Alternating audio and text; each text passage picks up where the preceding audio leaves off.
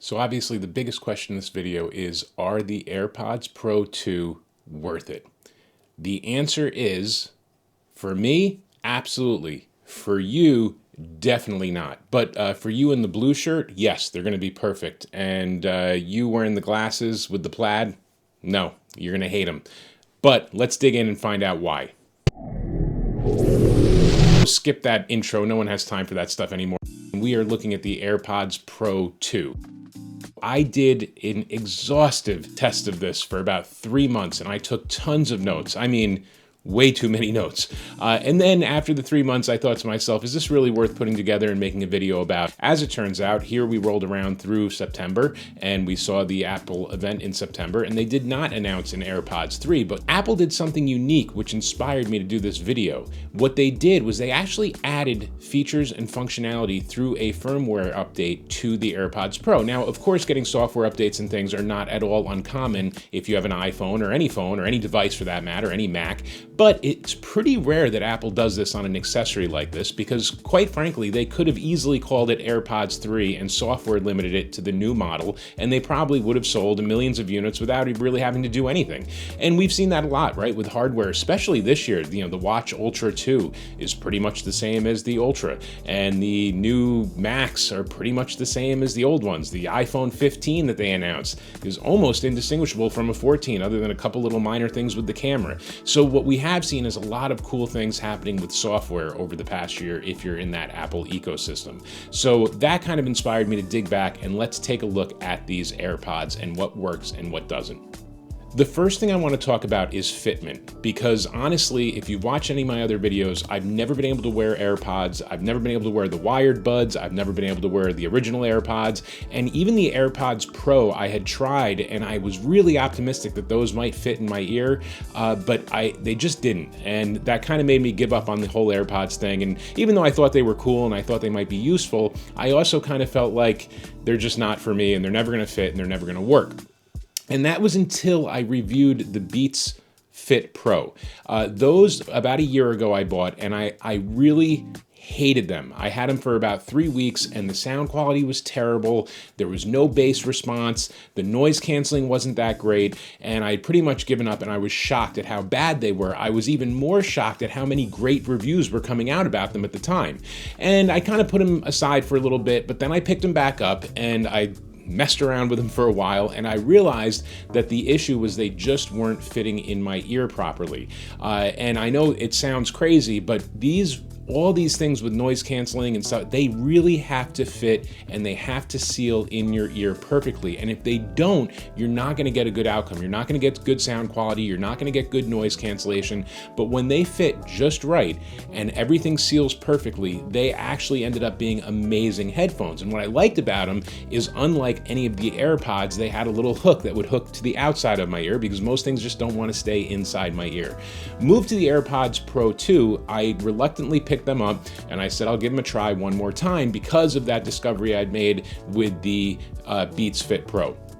So I did spend a lot of time just playing with them in my ear, seeing how they fit, what position is comfortable, what's uncomfortable, where does it seal, where does it not seal.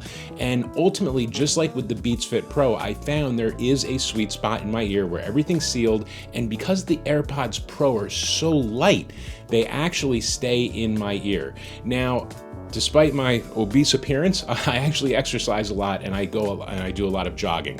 And one thing is the AirPods were just completely out of the question. Even if they stuck in my ear, the second I would start sweating, they would fall right out. What I found with these is I can do a pretty good 3 or 4 miles, and I usually only have to adjust them once in the course of that run. They still, because my ears, and this is probably not going to happen with you, especially if you've ever worn any AirPods before, but for me, I have to stop. They do get sweaty. I give them a little dry off. I put them back in, and they're good to go for the rest of my run. It's a minor inconvenience, but they sound incredible when they fit. I can say without question they are the best sounding buds I've ever used. So I'll give a little tip. If you have a hard time with AirPods fitting in your ears and you want to give these a try, when you see most people wear AirPods and when you look at the directions for the AirPods, it actually says that the pod should be kind of lined up with your jawline. But what I found is by rotating it upwards, where it's almost more in line with my nose, it actually seals better and it fits better and they don't fall out for me. So again, you just have to play around and make sure you get a good seal. One of the other things, speaking of upgrades, is there's a little test built into the app for the AirPods on your iPhone that will tell you if they are fitting properly or not. One thing that surprised me in my initial review when I took my notes was that I tried all the different ear tips to see which ones might work the best, and honestly, they all came back and said they were sealing good. For me, the medium ones, the ones that just come with them, those happen to be the more comfortable ones, but they all said they sealed well. What I found is after updating my phone to iOS 17 and doing the firmware update on the AirPods, I found that the new test actually was much more difficult to achieve. Like, I actually played with all the different tips and a lot of them showed one ear fitting and not the other. So I think they recalibrated that test perhaps in the software to make it a lot more reliable. And I have to say that it is perfect. When those tests say that you are good to go, you really are good to go. So it's definitely worth taking the time and playing with that, playing with the fitment, and play with different positions, rocking your head back and forth if you're jogging really hard, and just make sure they fit well. And if they do, and if they seal, I promise you, they are the best sounding pods you can possibly purchase. Okay, and of course, because this has the Apple chip built in, it pairs with your phone ridiculously easy. If you've ever purchased any Apple accessory that has either the H1 or the H2 chip, you already know that basically you bring it close to your phone, it picks it up, it detects it, and it asks if you want to connect to it. You do, you click one button, and you're connected. One of the things that took me a little bit to figure out, and I'm embarrassed to say, are the touch features that are on the pod themselves. When I saw the Apple presentation for these, they talked about how you can adjust the volume, you can skip the tracks, and it was something I wasn't really interested in because the Beats Fit Pro had similar functionality, but I found that by pressing them and messing with them in my ear, it just screwed up the fitment. Half the time they'd fall out, or I'd push the button I didn't want to push. So I really wasn't too into whether or not I'd use that or not. Especially with Siri commands, you can just speak out what you want it to do and it will do it. So I didn't quite see the point of the physical controls, but it is a nice backup to have. Now, what was surprising is I could not figure out how to get the touch controls to work. I was trying to change the volume, I was trying to skip a track, I was touching, I was swiping, but nothing seemed to happen. It turns out that it's not quite a touch control. It is still a physical button. There is a push, you have to squeeze, and it will click.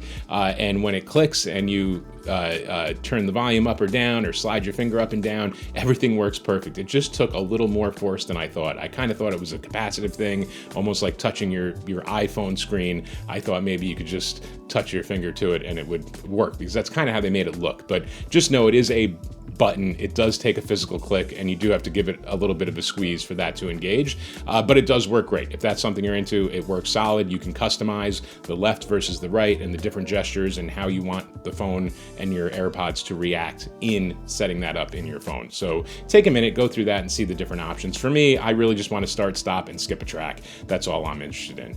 One of the big things that were new on this is spatial audio and Dolby Atmos sound. Now, Apple, like they always do, they really make these things kind of confusing. Now, Dolby Atmos has been out for a long time, and it's basically a surround sound style that you see on home theater systems and stuff. And there are movies that are made with Dolby Atmos. But for some reason, Apple kind of jammed spatial audio and Dolby Atmos together as if it were one thing. And it really wasn't, because of course the spatial audio is a lot about head tracking compared to the source of your phone. So if you're on your phone, you move your head, the sound kind of moves with your phone.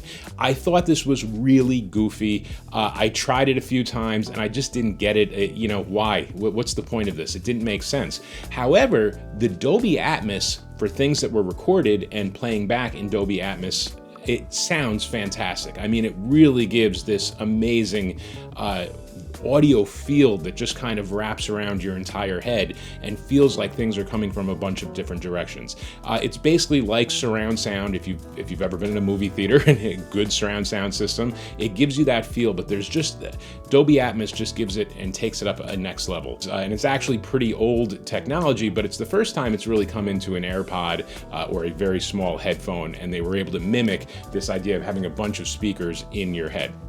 Now I'm going to go back for a second because I want to talk about the spatial audio. I said that I hated it, I immediately disabled it, and I thought it was kind of a goofy, tacky joke until I used my AirPods with my Apple TV in my home theater system.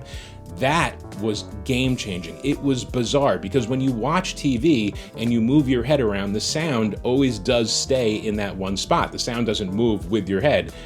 So when you're watching a movie and you turn your head, but the sound still sounds like it's coming in front of you, it really does create a really great theater experience. This is especially cool because sometimes I might get up a few hours before my wife, she's sleeping. I can't crank an action movie and blast the volume, but I can pop these in and I get exactly the same experience, but it's completely silent for everyone else outside. And it is really, really cool. You get the same surround sound effect. If I happen to glance down to take a text, it's not that disorienting because it still sounds like the sound is coming from the TV in front of me as opposed to the sound following me around. So I don't know if that makes a lot of sense or if you really appreciate it, but that for me was one thing I found was epic about the spatial audio. And no one really talks about it a lot, but that is really where it shines. When you connect your AirPods to your Apple TV and you enable that spatial audio, it is game changing watching a movie on a TV. Let's talk a little bit about pricing. So $249, that's a lot to pay for disposable headphones, and don't be mistaken, these are disposable headphones. They're only going to last about 3 to 5 years at best until the batteries are dead and then they're garbage. So when we talk about it being carbon neutral with new Apple products, it's kind of insulting because let's be realistic, Apple, you're the ones that are mining millions of pounds of precious metals and rare earths materials and making all these things that we're all going to throw in the garbage. So just let us know how it's done and let us decide if we think it's worth it or not. But the bottom line is just know they are disposable, and $250 for disposable headphones is expensive. So I don't, if you're looking for a long-term type of headphone, there's a lot of amazing over-the-ear headphones you can buy for $250 that will easily last your entire lifetime. Many of the headphones I use when I'm doing editing, they're 15, 20 years old. They're amazing. They sound great. If they break, I can get parts for them. I can get new wires for them. I can get new ear cups for them. Whatever it is, they still make all the parts for them. And that's kind of, if you're really looking for long-term, that's still going to be the best route. But of course, you lose the convenience. And this goes back, I've said it over and over again, there's no perfect headphone. There's just the right headphone for the right application. And in this case, these AirPods are really designed for the ultimate inconvenience. You have wireless, you don't have to worry about the wires. They are sweat-proof, so you can exercise and you don't really have to worry about them getting damaged.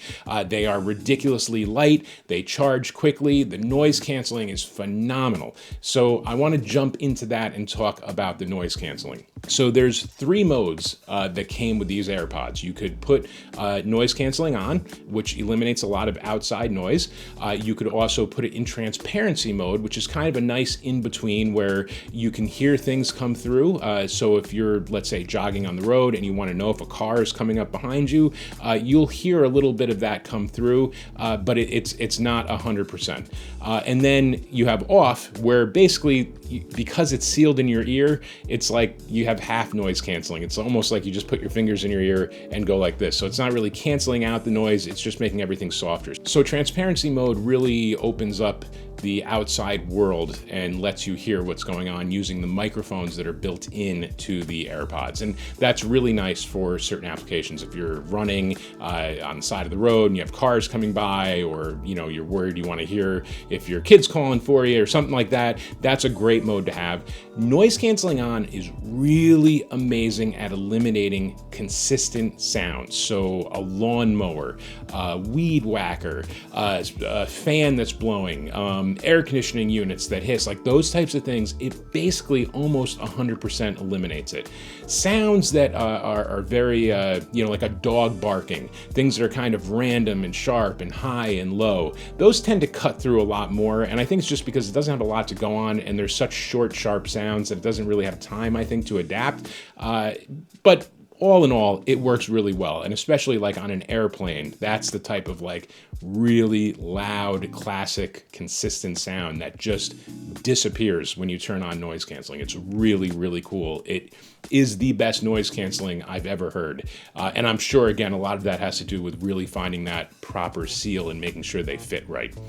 So conversational awareness is a cool new feature, and basically the way this works is that if you start talking while you're in noise canceling mode, it'll actually reduce the volume of the music that you're listening to, and it'll engage transparency mode, so now you can actually have that conversation with someone else without having to pull an AirPod out. And this happens to me a lot if I'm at the grocery store. I'm the type of person who likes to put my hoodie up and keep my head down. I don't want to see anybody, and then I get to the deli counter and I got to order the cheese. Now I got to take my AirPod out and it's a big pain. So this is a really cool feature for that, and I'm glad they added it. One of the other things they've set up is personalized volume, and this is pretty cool because we all listen to music differently. So sometimes if you're in a loud environment, you might want to turn your music up a little bit louder. If you're in a really quiet environment, now it might sound loud, you want to turn it down. So it basically uses AI and learning to adapt to your habits and to adapt to the environment that you're in, so you have a consistent listening experience. It's very similar to like speed adaptation, volume control in a lot of cars, where the faster you go, there's a lot more cabin noise in a car, so the volume automatically comes up a little bit to compensate for it. But nonetheless, while it's not some huge sophisticated technological breakthrough, it is a really nice feature to have, and it's a nice little bonus. One of the other features of the latest AirPods, they did just revise the case to be compliant with the European laws, so now it is USB-C. The one I have is the Lightning version, but I don't mind it. I mean, it's going to be great if you have an iPhone 15, you have a MacBook, you have an iPad, and now you have and they all use USB-C. I think it's kind of a dream come true. I know Apple hates it. Apple has always been complicated by mixing ports and making inconsistencies, and probably doing it to drive billions of dollars in profit with all their little dongles and adapters and Lightning to USB, Lightning to USB-C, different power bricks. So it will be nice that we have a unified cable system. I think it's something everyone has wanted for a long time, and I think it's something where Apple has really been behind the curve with. So it's nice to see, and I hate that it's done through legislation in another country, but I'm glad it's happening, and I'm glad we are going to have a consistent thing. And I think, give it 2 or 3 years, everyone's going to have USB-C on everything, and you're not going to have to worry if you have the right dongle or the right adapter, because you're just going to need a bunch of USB-C cables, and everyone will have them, so it should be super easy and super convenient. Let's talk a little bit about battery life. This is something that a lot of people get concerned with. And for me personally, this is one of those things that, again, is going to be different for everyone. For me, I never really use my AirPods for more than a 2-hour stint at a time. Maybe, and that's usually if I'm watching a movie, I'll have them in for 2 hours, or if I'm on a plane, I'll have them in for 2 hours. But usually if it's during the day, I might put them in for 20 minutes here if I'm running into a store. If I'm going for a jog for an hour, I might put them in. But I never have to worry about battery life because I'm never using them for 15 hours a day. So I don't even know what the battery limitation is. I've never had them die. I'm really good with charging stuff on a regular basis. So when I get home, my AirPods go on my charger with my watch and my phone every single night. So every morning I wake up, everything is fully charged and ready to go. So I've never had to worry about the AirPods dying. Now, if you use your headphones extensively, then yeah, it might be an issue. I think the rating is about 4 hours you would get out of a charge, and then you can plop them in the charger and get another full charge out of them. So maybe another 4 hours after about a half hour of charging. So for most people, that's going to pretty much cover you through an entire day. And even as you have battery degradation over the years, I think that for most people, if you're like me and you're in that 1 hour to 2 hour a day range, you're probably going to get a lot more life out of your headphones than if you're someone who uses them 10 hours a day every single day, because that degradation is going to become a lot more evident if you're a heavy power user than if you're someone who just uses it occasionally. So that's just something to keep in mind. If you are a really heavy power user, these probably are not for you. I would say I have the Beats, what are they? The Beats Studio 3 Wireless or the Beats Wireless 3. I don't even remember what they're called. But those have 40-hour battery life. And those are pretty amazing too, because I can go months, if not even a year, without ever charging them, because again, I don't use those very often. I might use them 20 minutes here, 20 minutes there, depending on the application. But especially since I've gotten the AirPods and I've gotten used to them and I enjoy them now, I find myself using the on-ear Beats Wireless a lot less.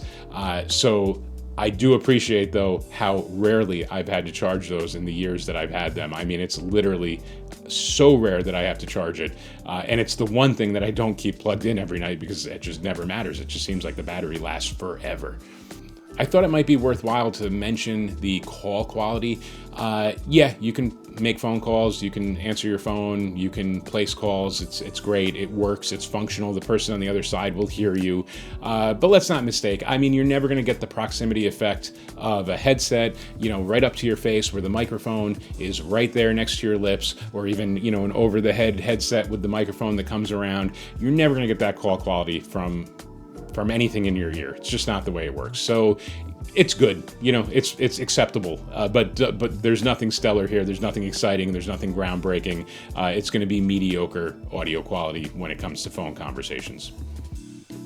Since we're talking about charging these, I want to talk a little bit about the wireless charging. To me, that kind of makes all the difference in the world. And I know there's a lot of things that people charge wirelessly these days, but I have the Belkin 3-in-1 charger, which you can see the review I did on it. It's a great little charger. It charges my watch, my phone, and my AirPods all at once. That's what I use every night. So unless I'm traveling, I never have a cable plugged into any of my devices. So the whole USB-C thing is, it's really nice if you use cables, because now again, you have the iPad, you have your MacBook, you've got your Mac Studio, and you've got your iPods, and they all use the same wire, which is great. But if you use wireless charging, which if you don't, you should, unless you have a reason not to, because it's really, really super convenient. So I do love wireless charging, and I love that that feature is built in there.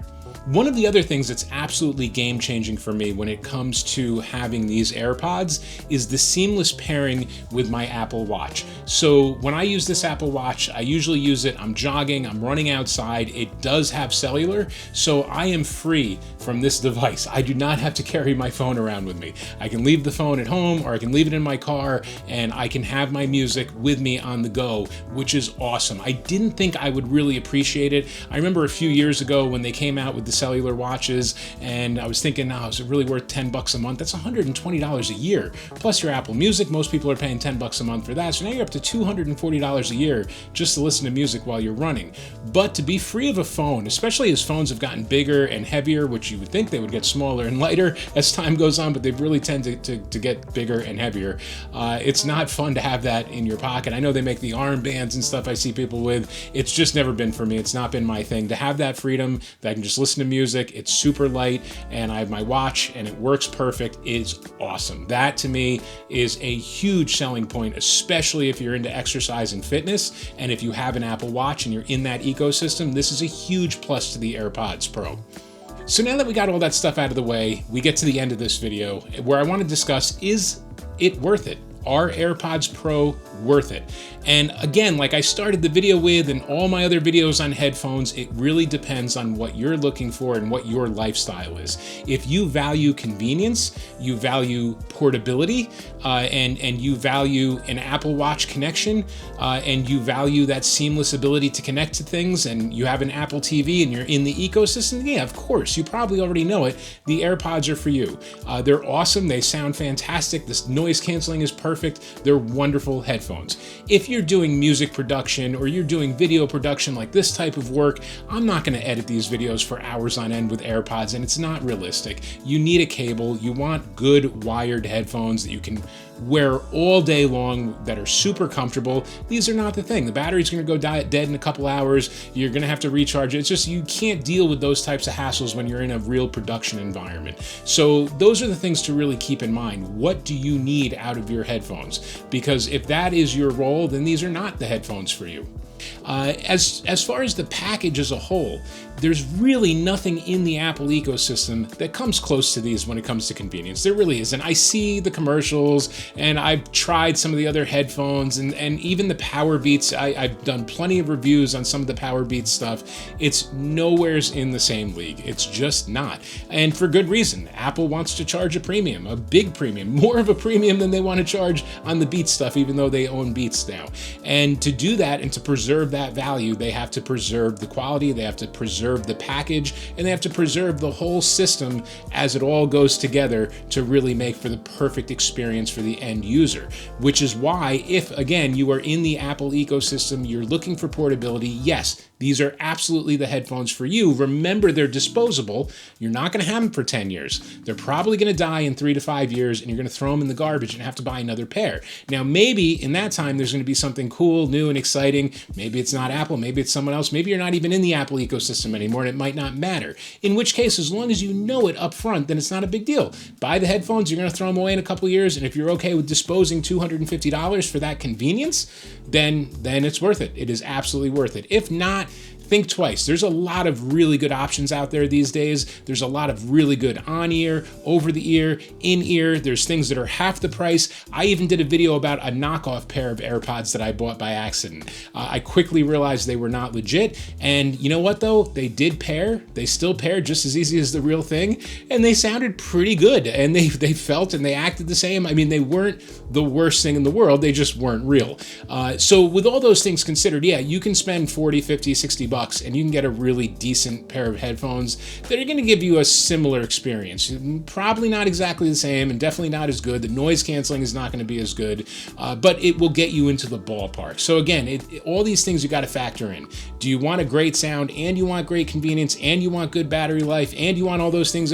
There's no perfect headphone. I've started every review with that. There is no perfect headphone for anybody. There's only the perfect headphone for the perfect application. Listen, thank you so much for watching this video. This video took a lot of work, and I'll be honest, this video was something I started months ago, and it took me a long time to finish it. You probably see I'm wearing different glasses. I have slightly different hair now. Life got in the way, and but I had done a lot of work on this, and I did spend a lot of time. You saw the notes I took, so I hope you really appreciate it. You know, I know these are kind of on their way out, and I'm sure the AirPods 3 are right around the corner, but it is 2024, and this is still a thing, right? People are still using AirPods. The USB-C case just came out 2 months ago, so this video is going to be good for at least another year or so.